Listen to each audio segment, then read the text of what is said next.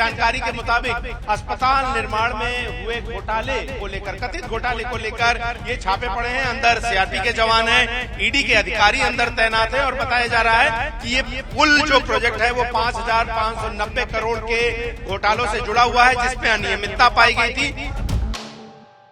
दिल्ली सरकार के अस्पतालों में अरविंद केजरीवाल के काल में हुए घोटालों को लेकर इस वक्त ईडी की जांच आम आदमी पार्टी सरकार के पूर्व मंत्री रहे सौरभ भारद्वाज के घर हो रही है। और सौरभ भारद्वाज का ये घर दक्षिणी दिल्ली के एक गांव चिराग दिल्ली में है। और आप देखें तो यहाँ पर इस घर के जो बड़े लोगों का जो पता है वो लिखा हुआ है, वीपी भारद्वाज हाउस है, चिराग दिल्ली का ये पुराना घर है।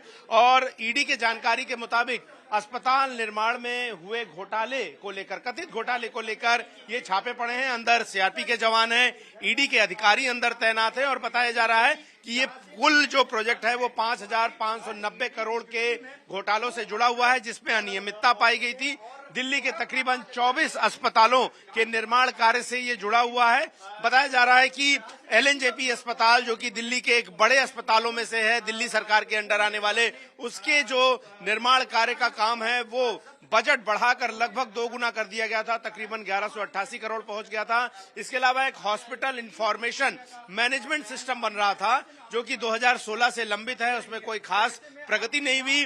तमाम काम जो है वो लंबित चल रहे हैं, लेकिन कई बार इसमें बजट पास हुआ। ऐसे में इस मामले में न सिर्फ सौरभ भारद्वाज बल्कि इससे पहले स्वास्थ्य मंत्री रहे सत्येंद्र जैन भी जो है वो ईडी की रडार पर। और फिलहाल ये घर यहाँ पर चिराग दिल्ली के गांव में पतली गलियों में, और यहाँ पर ईडी की जो रेड है वो फिलहाल जारी है। बताया जा रहा है कि अलग अलग 13 लोकेशंस पर जो है ये जांच जारी है। तमाम जो सौरभ भारद्वाज के पड़ोसी जानने वाले हैं वो आपको गलियों में तस्वीरों में नजर आ रहे होंगे, तो ये दिखाई देता है कि किस तरीके से यहाँ के लोग भी हलकान हैं। लेकिन अब यहाँ पर ईडी इस मामले में कैसे जांच को लेकर बढ़ती है, ईडी की रेड का नतीजा क्या होता है, ये देखने वाली बात होगी। लेकिन ये सब कुछ जो देख रहे हैं आप, ये घर का हिस्सा है और यहाँ पर जो है वो तमाम जो ईडी के अधिकारी हैं, सीआरपीएफ के जवान हैं, सुरक्षाकर्मी हैं, वो फिलहाल इस वक्त मौजूद हैं। और देखना होगा कि ईडी की जांच में क्या किसी तरह की कोई जब्ती होती है। हालांकि अस्पताल निर्माण घोटाले को लेकर तमाम आरोप लगे थे। अभी तक ईडी को इस जांच में क्या अहम सुराग मिले हैं ये देखने वाली बात होगी। लेकिन आम आदमी पार्टी इस तरह के ईडी की जांचों को राजनीति से प्रेरित बताती आई है और भारतीय जनता पार्टी अरविंद केजरीवाल के मुख्यमंत्री काल में हुए इस घोटाले को लेकर आरोप लगा रही है। लेकिन फिलहाल सौरभ भारद्वाज जो है वो ईडी की जांच के घेरे में है। सौरभ भारद्वाज आम आदमी पार्टी दिल्ली प्रदेश के अध्यक्ष और पूर्व मंत्री हैं, उनके ऊपर आज ईडी ने छापा मारा है।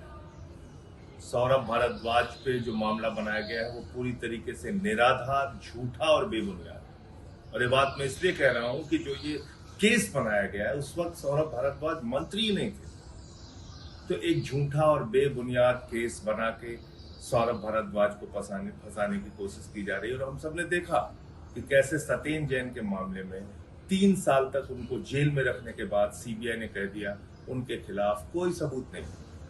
एक झूठा केस सत्येंद्र जैन पे बनाया। आम आदमी पार्टी के नेताओं पे लगातार झूठे केस बना बना के उनको जेल में डालना भारतीय जनता पार्टी मोदी सरकार की एक नीति बन गई, एक उनका रवैया बन गया है, हमको दबाने के लिए, हमको झुकाने के लिए। और ये सब कुछ आज क्यों हो रहा है अचानक? क्यों सौरभ भारद्वाज के घर पे आज छापा मार दिया गया? क्योंकि खबर बदलनी है, मुद्दा बदलना है। मुद्दा कल से क्या चल रहा था? मोदी जी की फर्जी डिग्री। मोदी जी की फर्जी डिग्री के ऊपर चर्चा देश में ना हो, इसलिए आज ये ईडी का छापा मार दिया गया। तो मुझे लगता है कि आम आदमी पार्टी के नेताओं के बारे में, उनकी ईमानदारी के बारे में, सच्चाई के बारे में पूरा देश जान चुका है। और इस तरह से झूठे मुकदमे बना के आप उनको परेशान नहीं कर सकते, झुका नहीं सकते, रोक नहीं सकते। ऐसी तमाम कोशिशें चाहे वो मोदी कर लें, अमित शाह कर लें, बीजेपी कर ले, वो कामयाब होने वाली नहीं।